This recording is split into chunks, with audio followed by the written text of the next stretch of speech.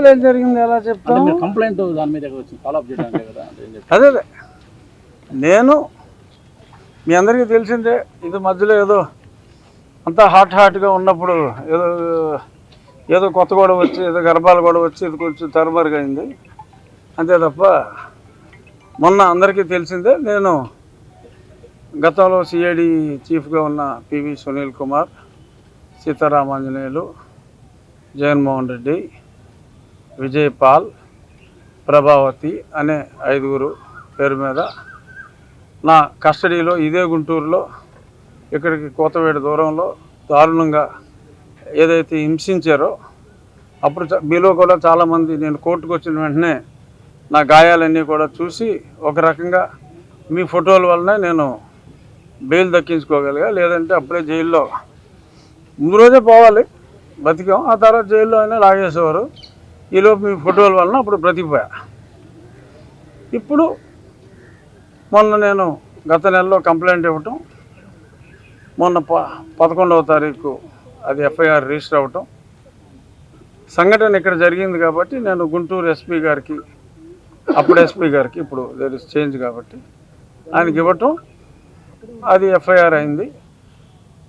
ఆ సందర్భంగా నేను నా దగ్గర ఉన్న ఇన్ఫర్మేషను టు సబ్స్టాన్షియేట్, అంటే నేను ఏదైతే కుట్ర అని చెప్పానో 120B నేరపూరిత కుట్ర చేశారని చెప్పానో దానికి సంబంధించిన ఇన్ఫర్మేషను సో నేను ఎస్పీ గారికి ఇవ్వటం కోసం ఇక్కడికి రావటం జరిగింది. సో వారికి ఆ ఇన్ఫర్మేషన్ అంతా ఇవ్వటం జరిగింది. త్వరితగతిన కంప్లీట్ చేయమని చెప్పి ఆయనకి చెప్పడం జరిగింది. సో డెఫినెట్గా ఎటువంటి డిలే లేకుండా ఈ assured that investigation will be taken up. Sir, ఇప్పుడు జనరల్గా ఎఫ్ఐఆర్ చేసిన తర్వాత అరెస్ట్ చేయడం, తర్వాత ఎంప్లాయీస్ అయితే సస్పెండ్ చేయడం process general. Any police officer ఇంత ఆలస్యం జరుగుతుంది అంటే మీ గవర్నమెంట్లోనే ఎందుకు జరుగుతుందని అనుకుంటున్నాను, ఇంత డిలే ఎందుకు వస్తుంది అనుకుంటున్నాను? మీరు భలే ఇరకాటంలో పెడతారు సార్. అంటే గవర్నమెంట్ మీదే కదండి బయట, అంత సందేహం అది. అంటే నార్మల్గా ఇప్పుడు దాకా ఇటువంటి హీనస్ క్రైమ్ 307లో డీజీ స్థాయి అధికారులు ఇద్దరు, ఒక ముఖ్యమంత్రి, మాజీ లేరు ఎప్పుడు.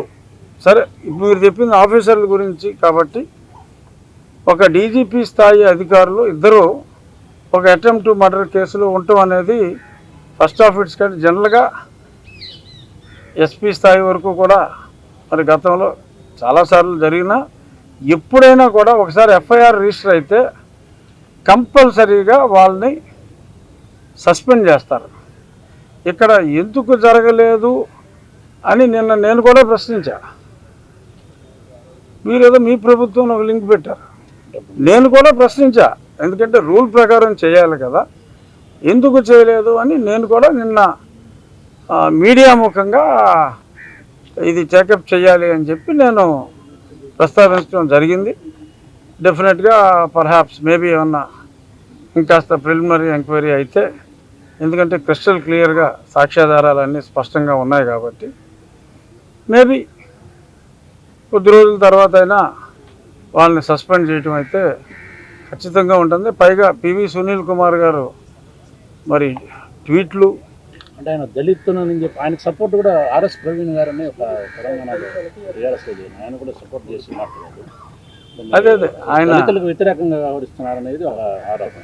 అవును, చెప్పాలి అంటే వాళ్ళిద్దరితో కంపేర్ చేస్తే నేను దళిత బంధువు అని చెప్పి నేను ఖచ్చితంగా చెప్పగలను.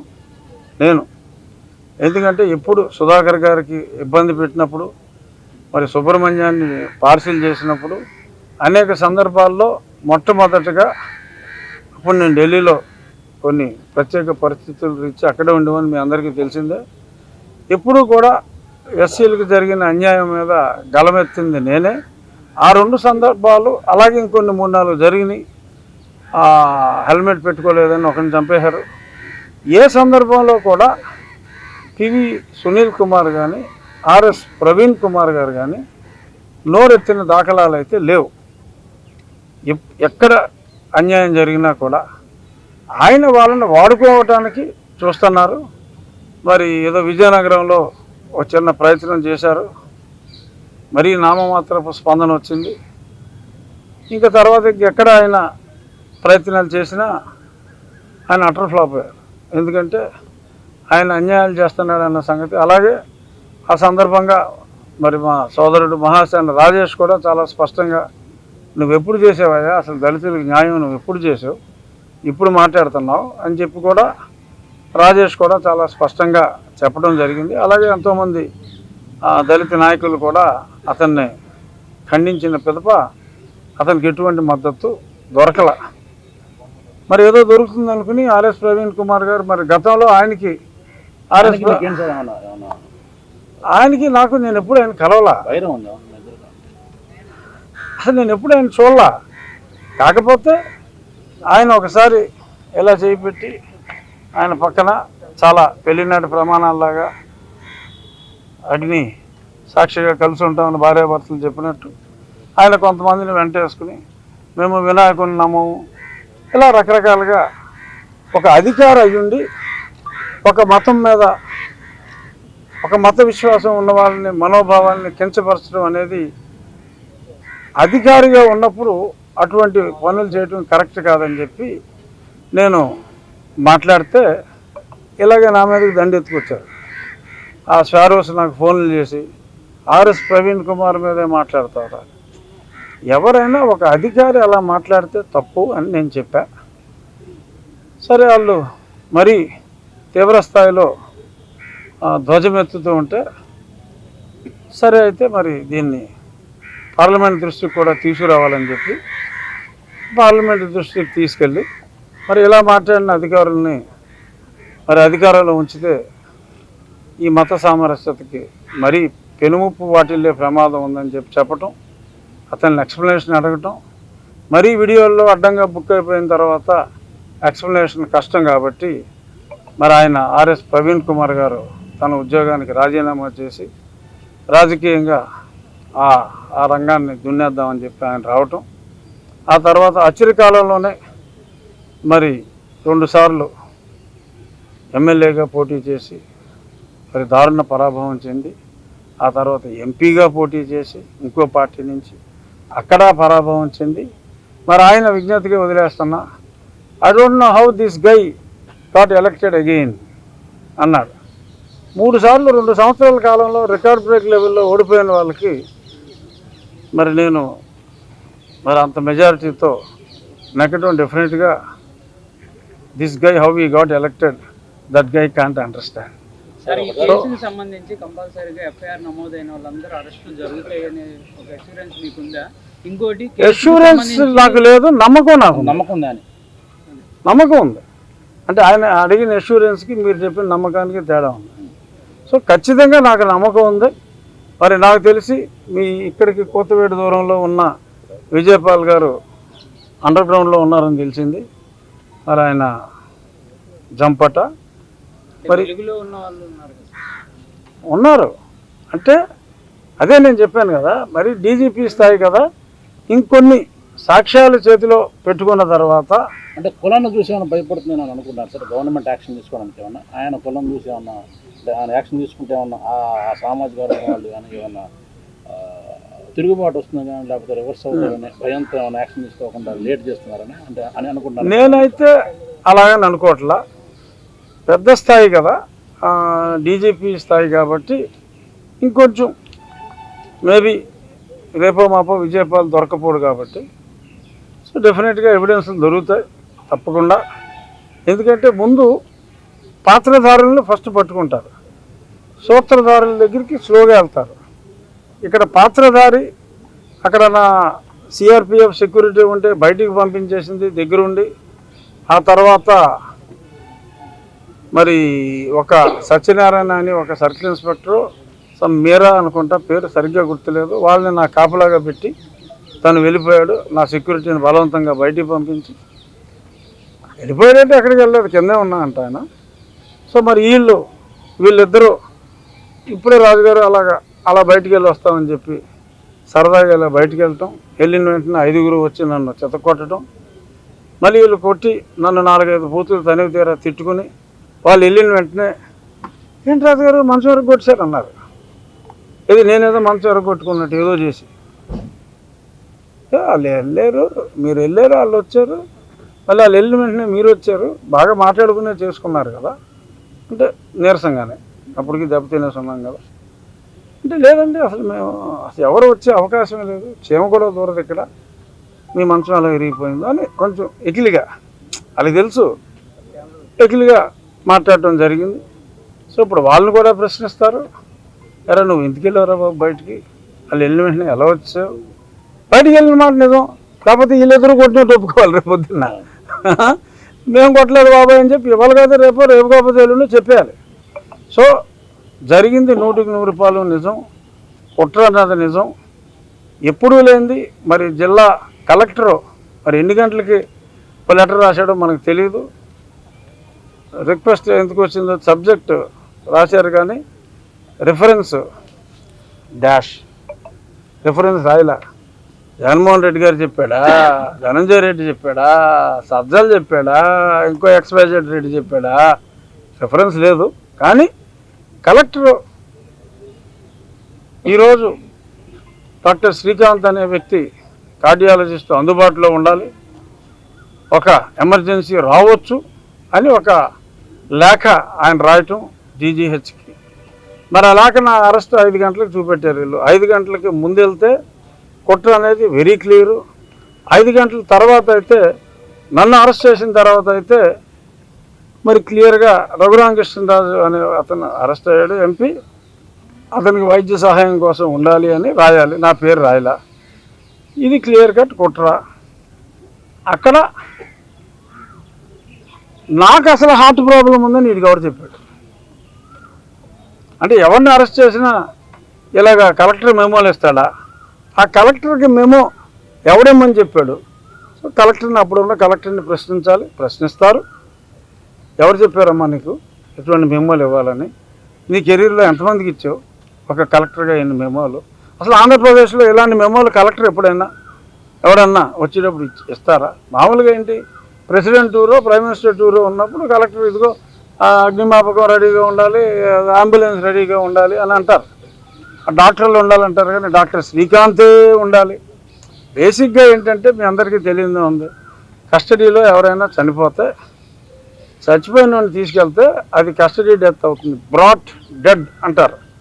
If somebody is brought dead to the hospital ఈ పోలీసులకి పగిలిపోద్ది, కస్టోడియల్ డెత్ కాబట్టి. పైగా MP అంటే ఇంకా ఇబ్బంది పడి ఉండేవారు. అందుకని నా ఉద్దేశంలో ఒక ఎలిబిగా ఒక బ్రతికున్న వ్యక్తిని, పాపం అతనికి హార్ట్ ప్రాబ్లం ముందే ఉంది, సడన్గా ఈ ప్రెషర్ తట్టుకోలేక ఆయనకి హార్ట్ అటాక్ మళ్ళీ వచ్చింది. అప్పుడు డాక్టర్ శ్రీకాంత్ తీవ్రంగా కృషి చేసి మరి ఎంత బతికించాలని ప్రయత్నం చేసినా పాపం బ్రతకలేదు అని నా బాడీని తీసుకెళ్ళి చెప్పాలనుకున్నారు, అది ఫెయిల్ అయింది. సో అసలు ఈ లెటర్ ఏంటి, ఎన్నింటికి FIR కట్టారు, ఎన్నింటికి, ఇప్పుడు ఆ FIRలో 9 గంటలకు కంప్లైంట్ వచ్చిందంట, 10ంటికి FIR కట్టారట, వెంటనే విజయపాల్కి ఇచ్చారట కేసు. విజయపాల్కి ఇస్తే FIR ఎవడైతే కంప్లైంట్ ఎవడైతే ఇచ్చాడో ఆయన ముందు మాట్లాడాలి, ఏంటి ఊరు అసలు నీ కంప్లైంట్ ఏంటని మాట్లాడాలంటే కనీసం మీరు చెప్పండి ఎంత టైం పట్టచ్చు, మాట్లాడాలి కదా. బాగా స్పీడ్గా మాట్లాడినా 2-3 గంటలు అయితే పడద్దా. అందులో మీ అందరికీ చాలా నోటోరియస్ వెరీ ఫేమస్ వీరుడు సూర్యుడు అని చెప్పుకునే బోరగడ్డ అనిల్ ఇంత దగ్గర నాకు అంటూ ఉంటాడు కదా ఒకటి. ఇక్కడ అనిల్ కుమార్ సంతకం, సాక్షి సంతకం, అంటే సాక్షి కూడా పోలీస్ స్టేషన్లో రెడీగా ఉన్నాడు. అసలు CID ఆఫీస్ ఎన్నింటికి తెరుస్తారు, 9ంటికి వచ్చిందట, 10ంటికి FIR కట్టారంట. ఆ 10 తర్వాత ఈయన సునీల్ నాయక్ అనే DIGతో బుర్రగడ్డ అనిల్తో స్టేట్మెంట్లు తీసుకున్నా అంట. స్టేట్మెంట్లు తీసుకుని 2ంటికి నా కొంపలో ఉన్నాడు. ఎలా ఉన్నాడు, ఫ్లైట్ అంటే జగన్మోహన్ రెడ్డి పెట్టినట్టు అక్కడ రెడీగా పెట్టి 12ంటికి వెయిట్ చేసి మరి కారులోనే వచ్చాడు. మరి సరదాగా మీరు అన్నట్టు ఫ్లైట్లో రావాల్సిందే, ఫ్లైట్లో రాలా, కారులోనే వచ్చాడు. సో ఇవన్నీ ఇన్కోహరెంట్గా చాలా స్పష్టంగా ఉన్నాయి. సో కాబట్టి వాళ్ళు దొరికేశారు. బట్ ఇన్వెస్టిగేషన్ చేసేది నేను కాదు కదా, నేను ఇచ్చిన ఇన్ఫర్మేషన్ కరెక్టా కాదా అనేది తేలిపోద్ది. సార్ ఇంకోటి పెద్ద కష్టం కాదు.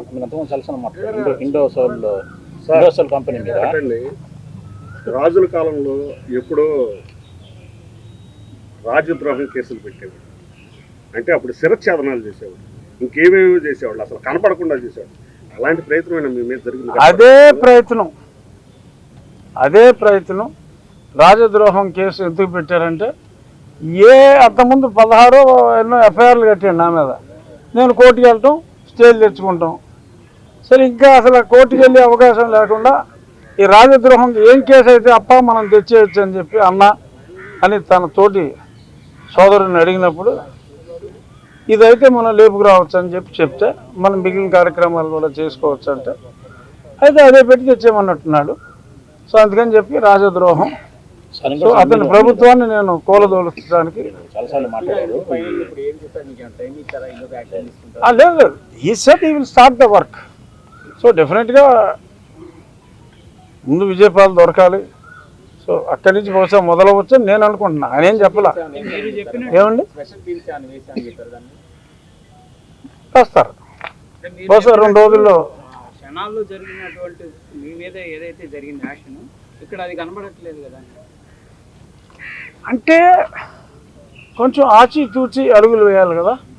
ఎందుకంటే మరి వాళ్ళ ఒక వైసీపీ కార్యకర్త ఇంకో వైసీపీ కార్యకర్తను పొడి చేస్తే, మరి బెంగళూరులో 15 రోజులు రెస్ట్ తీసుకుంటానికి వెళ్ళిన జగన్మోహన్ రెడ్డి మళ్ళీ రేపు వచ్చేస్తున్నా అంట. అదే కొంచెం, ఎందుకంటే ఆయనకు ఉన్నంత ఉత్సాహం కసి అందరికీ ఉండదు. కొంచెం స్టెప్ బై స్టెప్ అన్నీ జరుగుతాయి. సునీల్ కుమార్ అను సీతారామన్ స్పాట్లో ఉన్న సీడర్స్లో ఉన్నారా, మీరు చూసారా? కుట్ర చేసే వాళ్ళు స్పాట్లో ఉంటారు.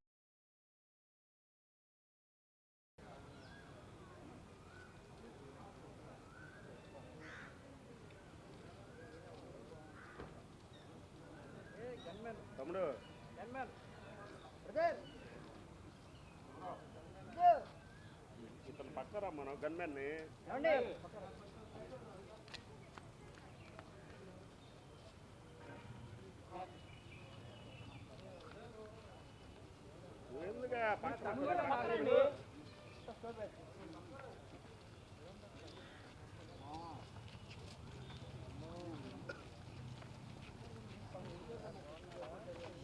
ఏం చెప్పమంటారు చెప్పండి.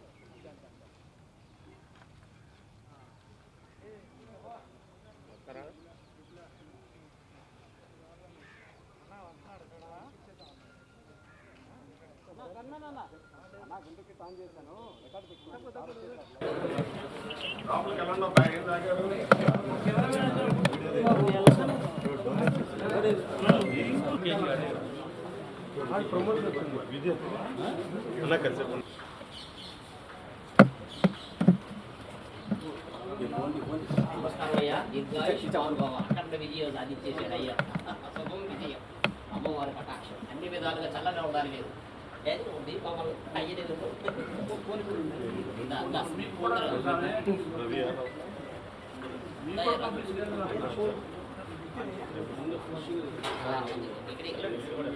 ఇది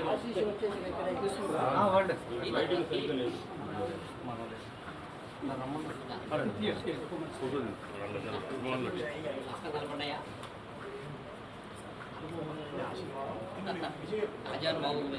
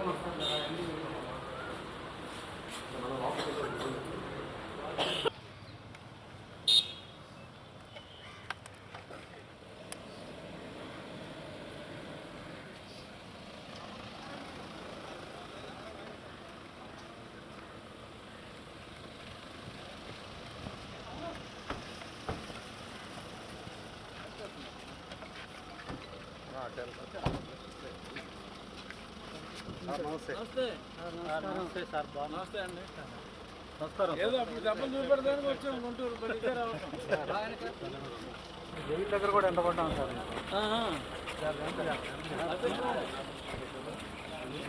నమస్కారం అండి.